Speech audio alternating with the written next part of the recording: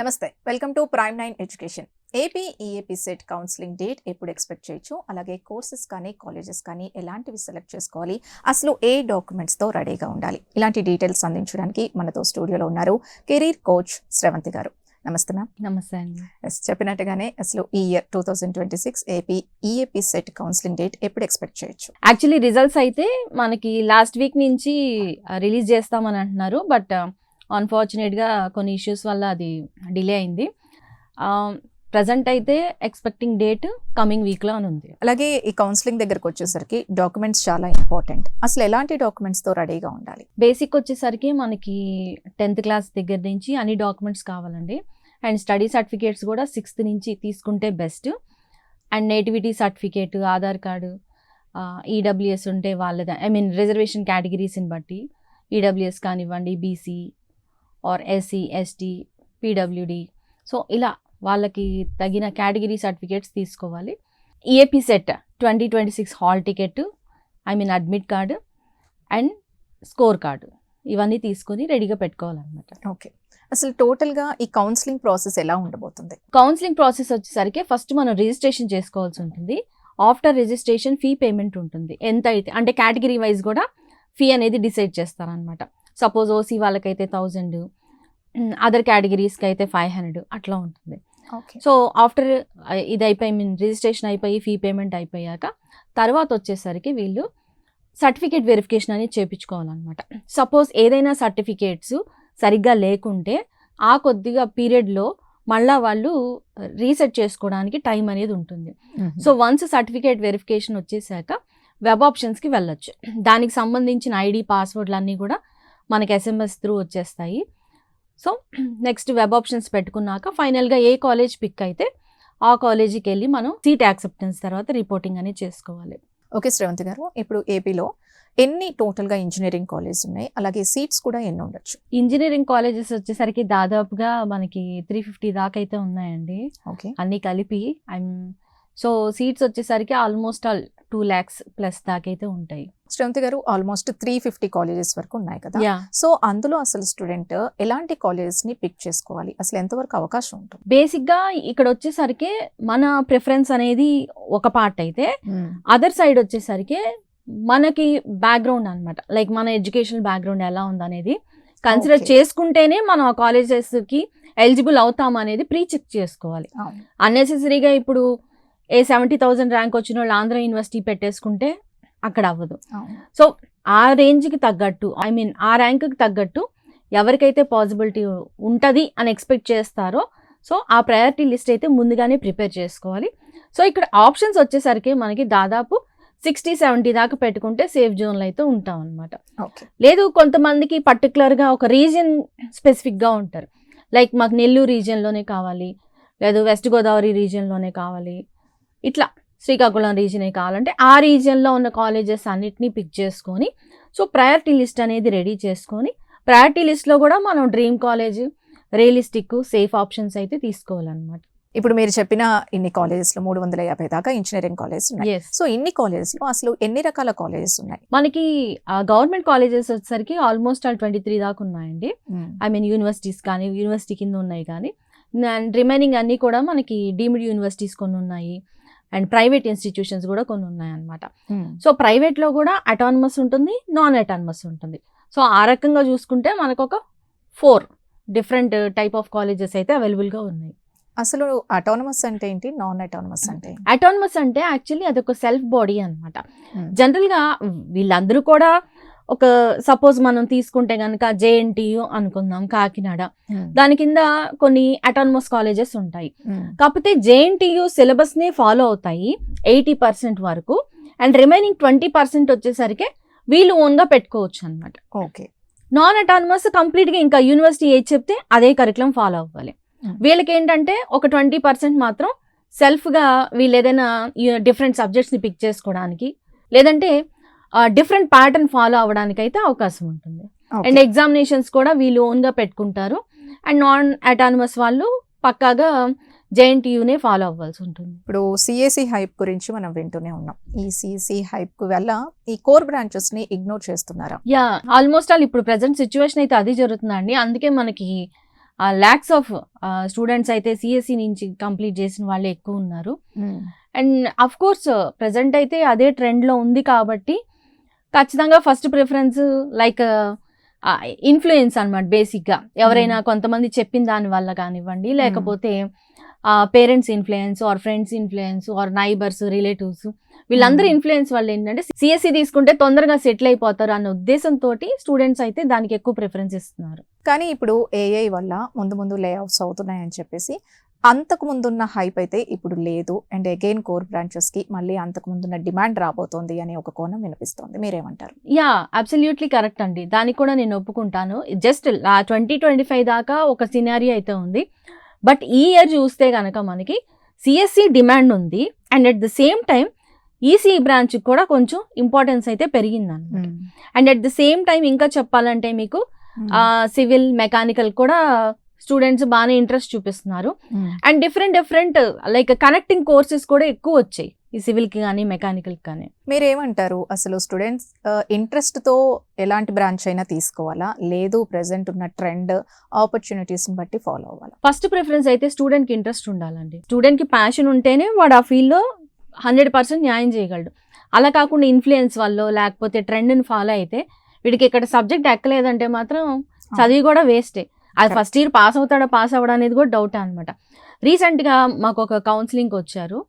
So ఆ పాపకి ఏంటంటే ఫుడ్ టెక్నాలజీ మీద ఇంట్రెస్ట్ ఉంది. బట్ పేరెంట్స్ ఏంటి కంప్యూటర్ సైన్స్లోనే జాయిన్ చేయాలి.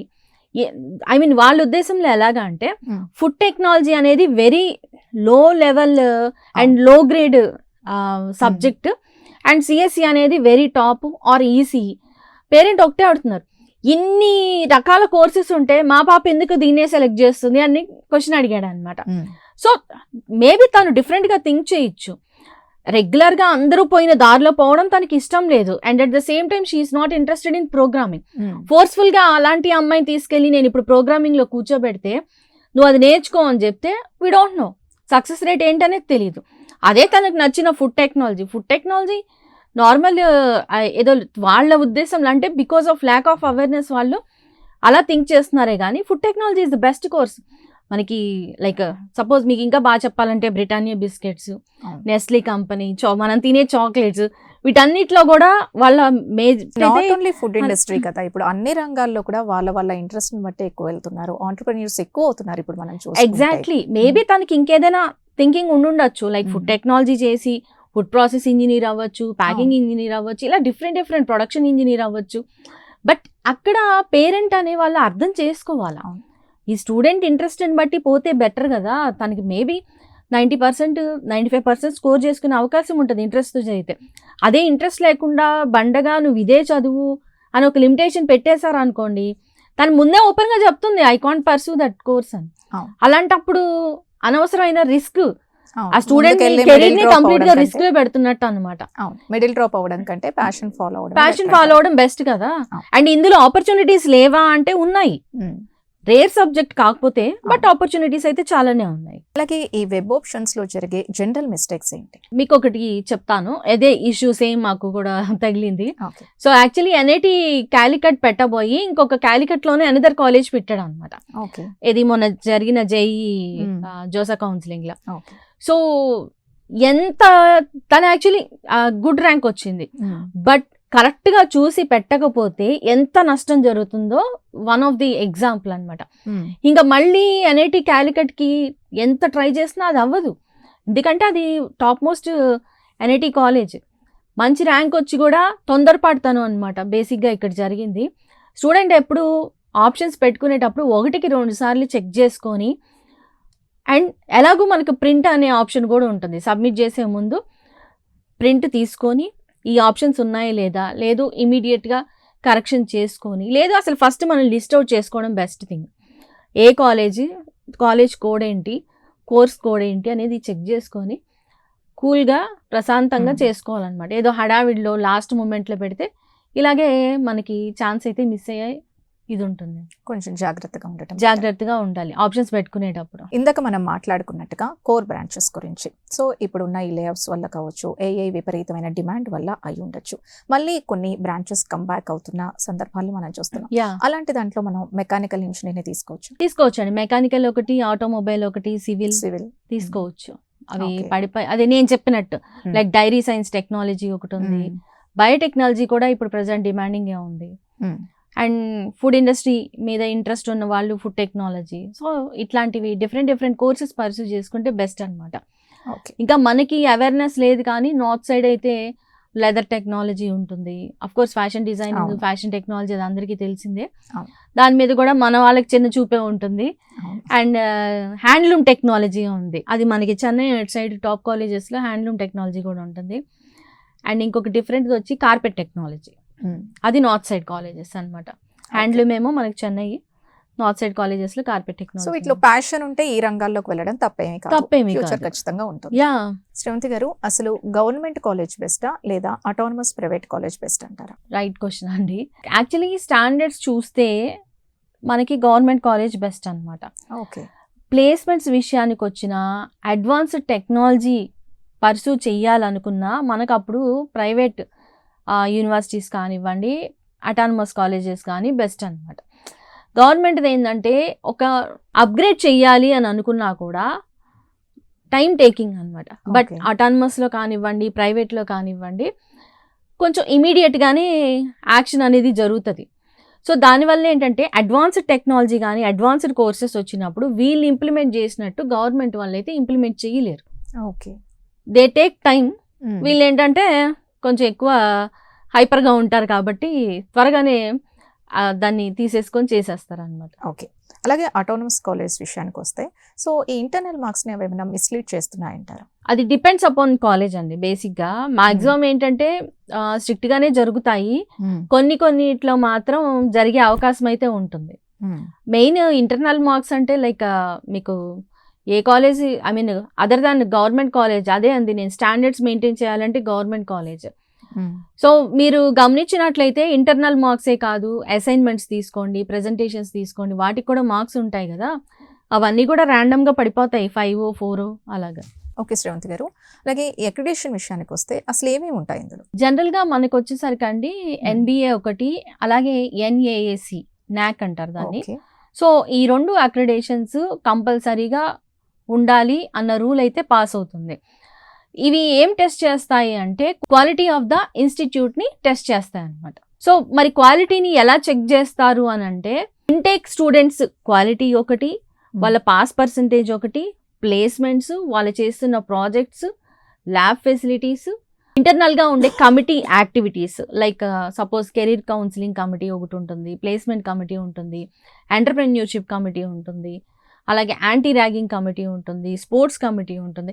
ఇలాగా దాదాపు ఒక్కొక్క కాలేజ్కి వచ్చి నియర్లీ 30 కమిటీస్ దాకా ఉండే అవకాశం ఉంటుంది. సో వాటన్నిటిలో కూడా కాన్స్టెంట్ గ్రోత్ ఉందా లేదా, లైక్ లాస్ట్ ఇయర్కి ప్రజెంట్ ఇయర్కి గ్రోత్ ఉందా లేదా అనేది చెక్ చేసుకుంటారు అనమాట. సో ఇలా చెక్ చేసుకున్నందువల్ల 100% గ్రోత్ ఉంటే ఆబ్వియస్గా we can say like it's improving, students quality improve అయింది అని చెప్పొచ్చు కదా.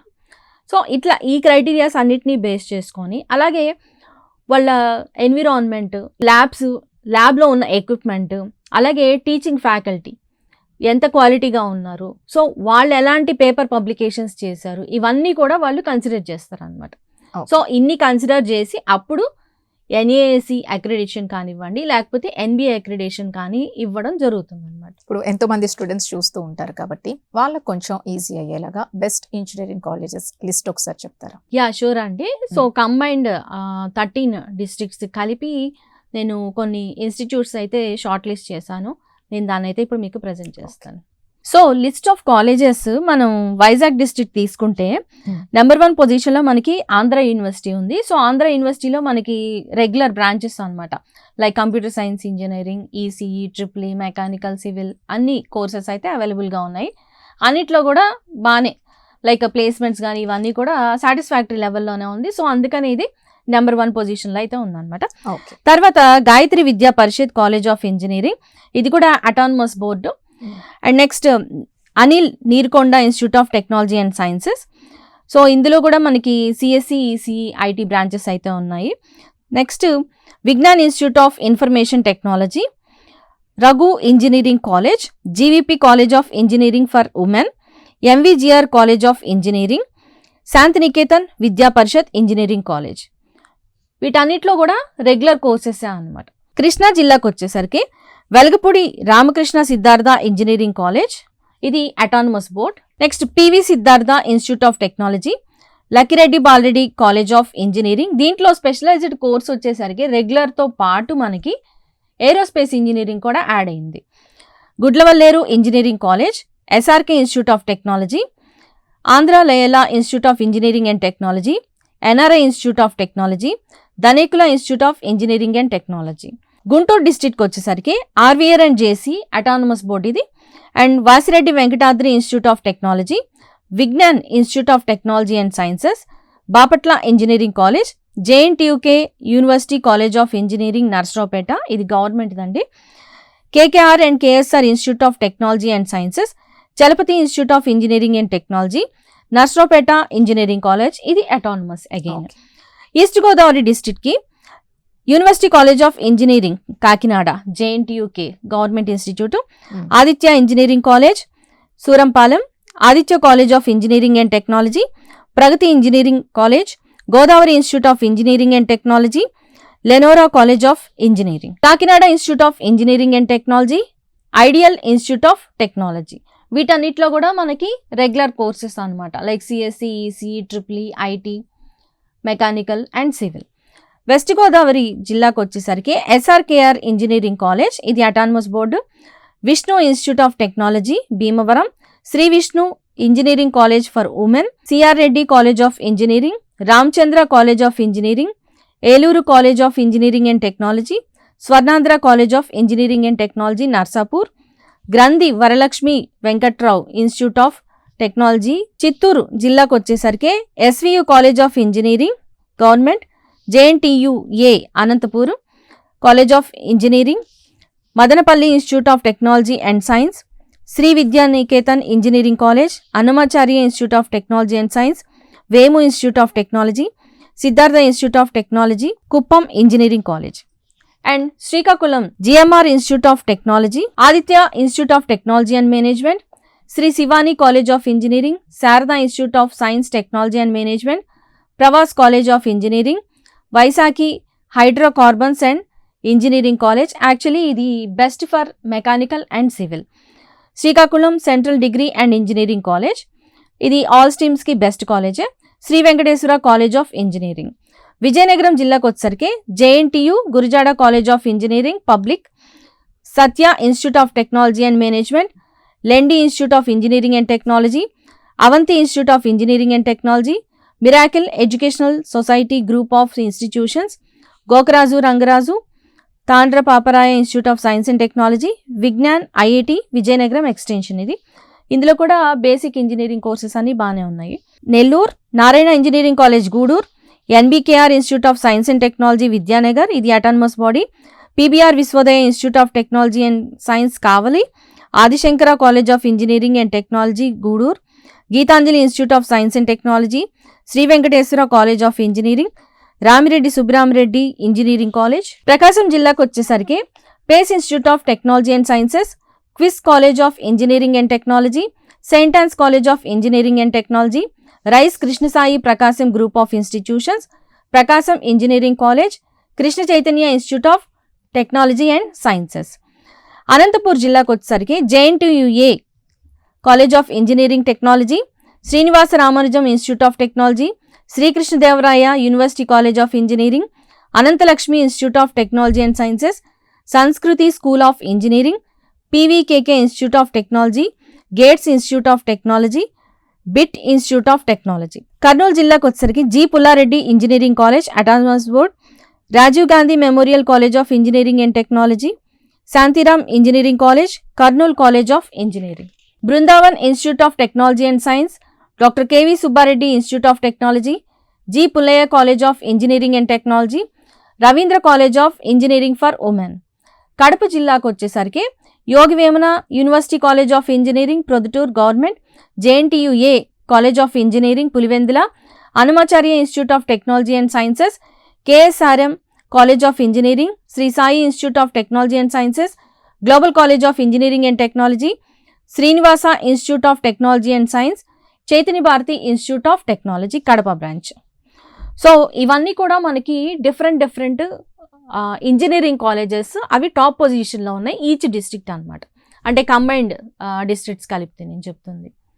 సో రెగ్యులర్గా అన్ని కాలేజెస్లో CSEనే నెంబర్ 1 పొజిషన్లోనే ఉంది. సో మోస్ట్లీ లైక్ చెప్పాలంటే కాలేజెస్ కూడా ఎక్కువ ఇన్వెస్ట్మెంట్ CSE మీదే, లైక్ అది డిమాండింగ్ కోర్స్ కాబట్టి CSEలోనే రకరకాల డిఫరెంట్ కోర్సెస్ ఉన్నాయి కదా. సో వాటి మీదే ఎక్కువ ఇన్వెస్ట్మెంట్ అయితే చేస్తూ ఉంటుంది. శ్రవంతి గారు, ఇప్పుడు ది బెస్ట్ ఇంజనీరింగ్ కాలేజ్ చెప్పారు. సో ఈ కాలేజెస్ లోనే ఉన్న డిఫరెంట్ బ్రాంచెస్ గురించి ఒకసారి ఎక్స్ప్లెయిన్ చేయండి. మనకి CSEకి వచ్చేసరికి అంటే రెగ్యులర్ కంప్యూటర్ సైన్స్ ఇంజనీరింగ్ ఉంటుంది, అలాగే IoT ఉంటుంది, బ్లాక్ చైన్ ఉంటుంది, అండ్ సైబర్ సెక్యూరిటీ ఉంటుంది, artificial intelligence data science or artificial intelligence machine learning. Okay. And ఈసీకి వచ్చేసరికి VLSA ఉంటుంది, ఎంబెడెడ్ సిస్టమ్స్ ఉంటుంది, అండ్ ఎలక్ట్రికల్ ఇంజనీరింగ్ మన అందరికీ తెలిసిందే.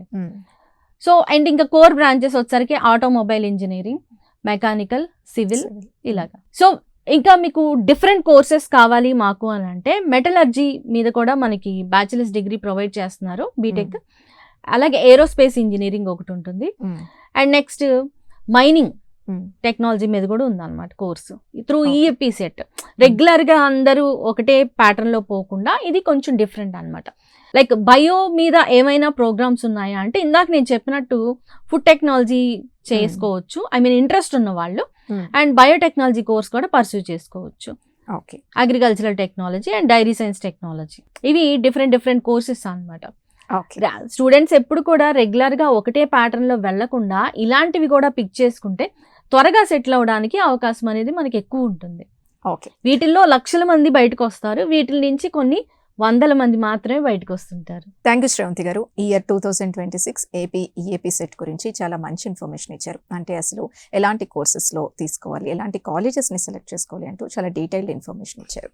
విన్నారు కదా, ఇయర్ 2026 AP EAP సెట్ గురించి. ఇంకా ఏవైనా డౌట్స్ ఉంటే స్క్రీన్పై కనిపిస్తున్న నెంబర్కి కాంటాక్ట్ అయ్యి శ్రవంతి గారిని కలిస్తే ఇంకా డీటెయిల్డ్ ఇన్ఫర్మేషన్ ఇచ్చేస్తారు, మీకు సరైన గైడెన్స్ అందిస్తారు. సో ఇది ఇవాళ Prime 9 స్పెషల్ ఎడ్యుకేషన్ ఎపిసోడ్. మరొక ఎపిసోడ్తో మళ్ళీ కలుద్దాం. Keep watching Prime 9.